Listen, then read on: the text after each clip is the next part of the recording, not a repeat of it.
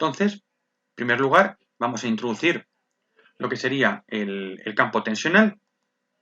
Bien, el campo tensional nos viene aquí a la derecha un campo tensional que pone una sigma 1, una sigma 3, una sigma z y un ángulo. Bueno, eso si tenemos unos datos de cuál es la tensión principal mayor y la tensión principal menor, pero nosotros vamos a introducir, como hemos comentado, un estado tensional gravitacional en el cual tenemos una galería a una profundidad de 150 metros, pues vamos a darle a gravitacional. Nos va a cambiar entonces estos parámetros de entrada, vemos aquí a la derecha, vamos a poner ground surface elevation, vamos a poner 150 metros. En cuanto al peso específico del terreno, dejamos 0.026, 2,6 aproximadamente toneladas metro cúbico. En cuanto a los K0, los ratios vertical y horizontal, en las dos orientaciones del eje horizontal vamos a poner 1, sería la misma K0, sería 1, y ya tenemos lo que sería el campo, campo tensional in situ. Vemos claramente aquí hay un cuadrito que nos marca la flecha, una flecha vertical y una horizontal. El cuadrado nos indica que las dos tensiones son iguales, que sigma 1 y sigma 3 o sigma z y sigma h son iguales. Si tuviéramos diferencias, pues eso se convertiría en una especie como de caja horizontal o vertical. Bien, ahora lo siguiente va a ser colocar entonces los otros parámetros. Entonces, antes de colocar los Rock Mass Elastic Properties, vamos a poner la parte de del macizo rocoso. Entonces, macizo rocoso, como vemos aquí a la derecha, vamos aquí, clicamos, pone Rock Mass Strength, viene el criterio de Moore-Coulomb. Bueno, nosotros vamos a cambiar al criterio de macizo rocoso, al criterio de Hooke-Brown, que ya hemos visto en otras clases. Hooke-Brown usando el GSI M sub I D. En lugar de tener los parámetros de la ecuación de Hooke-Brown, como sería el MB, S y A, vamos a meter los parámetros con los datos de laboratorio y con los datos de campo. Vamos a darle entonces a Hooke-Brown GSI M sub I D. Bien, vamos a ir colocando los diferentes parámetros que ya tenemos. Entonces nosotros sabemos que la compresión simple intacta de testigos, sería el resistencia de compresión simple a roca, son 32 megapascales, luego aquí cambiamos directamente a 32 megapascales.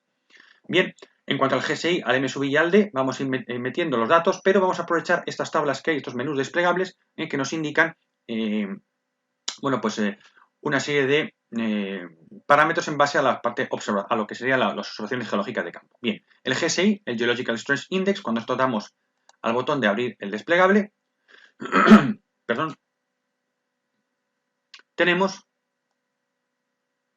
pues una tabla en la que nosotros tenemos que colocar lo que sería la estructura de nuestro macizo rocoso y las condiciones de las discontinuidades. En el eje Y tenemos la estructura de macizo rocoso, entre intacto, masivo, bueno, desintegrado o cizallado, y las condiciones de las fracturas. Lo que se llama de surface condition se refiere no en superficie, sino a las superficies de discontinuidad, las fracturas, etcétera. Entonces, fracturas que están en contacto uno con otro, con prácticamente las que teníamos el criterio general de GSI, que es lo que pone aquí Rock Type General, y también tenemos el criterio de tipo Fliss, que es cuando tenemos una estructura flissoide. ¿Qué es una estructura flissoide? Pues lo que tenemos aquí es que tenemos nosotros una alternancia de lo que sería una roca tipo, por ejemplo, compacta, tipo arenisca, con una roca, por ejemplo, tipo pizarra o lutitas, etcétera. Entonces sería como un tipo flis, ¿no? Tenemos una alternancia de paquetes más gordos, más potentes, más competentes, a paquetes más blandos. Y entonces, en función del porcentaje de cada uno de ellos y las condiciones de las superficies, tendríamos una categoría u otra y vamos otorgando aquí un valor de GSI. El GSI antiguamente se asemejaba bastante al RMR, hoy en día se trabaja el GSI de manera, digamos, visual, digamos, observacional. Bien, vamos a ir al criterio general. Y entonces, en este caso, vamos a ver un poco cuál es lo que nos indicaba el ejercicio en la parte, digamos, introductoria. Entonces, en la parte de los parámetros de entrada, vamos a ver lo que nos indicaba y nos decía que son esquistos con algunas bandas más o menos duras neisicas. El GSI, bueno, pues a determinar visualmente, con discontinuidades moderadamente alteradas, condición regular, con algunas familias de fracturas. Bien. Entonces, nosotros vamos a considerar en este caso, bueno, pues vamos a ir al criterio general, vamos a ir por aquí. Entonces, nosotros aquí, cuando vamos pinchando, vamos viendo diferentes valores, como vemos aquí. Entonces, hemos dicho que las condiciones eran regulares, sería aquí fair, y bueno, pues teníamos aquí, bueno, pues aquí poniendo plegado, con algunas persistencia de planos de esquistosidad, etcétera. Bueno, pues podemos asumir que sea este tipo de categoría. Entonces, vamos a ir al criterio, vamos a poner aquí, por ejemplo, vamos a poner aquí 38 y le damos a OK. Ya tenemos lo que sería el GSI.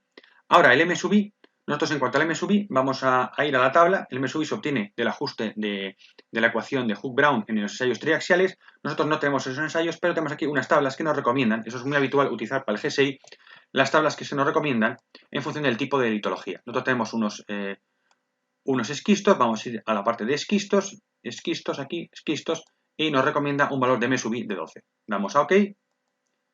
Y por último, el factor de disturbancia, nos dicen que es una burrada, es una galería bien. Entonces, aquí en el factor de disturbancia tenemos una serie de tablas, disturban factor para lo que sería túneles, y vamos a ver aquí entonces serían, bueno, ya nos han dicho que la disturbancia es escasa, con lo cual vamos a poner aquí el valor de 0, que corresponde aquí a buena voladura. Le damos al valor OK.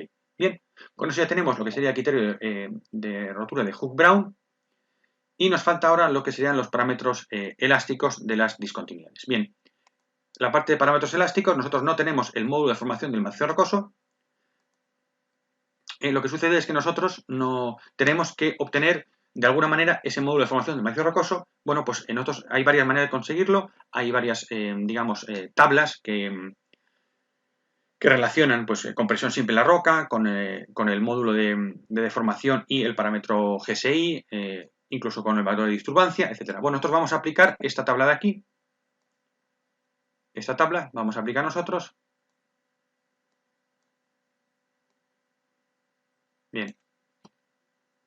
En esta tabla vemos nosotros que los datos que tenemos un GSI de 38 y una compresión simple de 32. Esta tabla, por ejemplo, de Kai y otros autores del año 2004, nos la relaciona y nos obtiene un valor de módulo de formación de macizo rocoso, o sea, el E+, de 1,7 megapascales. Esto es lo que vamos a aplicar nosotros como parámetros elásticos. Y el coeficiente Poisson ya nos lo daban. Con lo cual, esto es lo que nosotros vamos a colocar en nuestra tabla.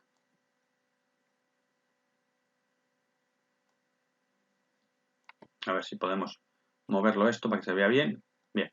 Entonces vamos a poner aquí nosotros ese valor de 1,7 gigapascales, que serían 17.000 megapascales.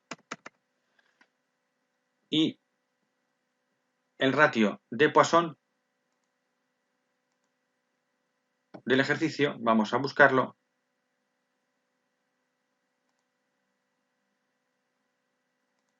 Es 0,25, luego lo dejamos por defecto. Bien, con eso ya tenemos nosotros nuestro modelo, ya tenemos los parámetros. Entonces aquí nosotros lo que tenemos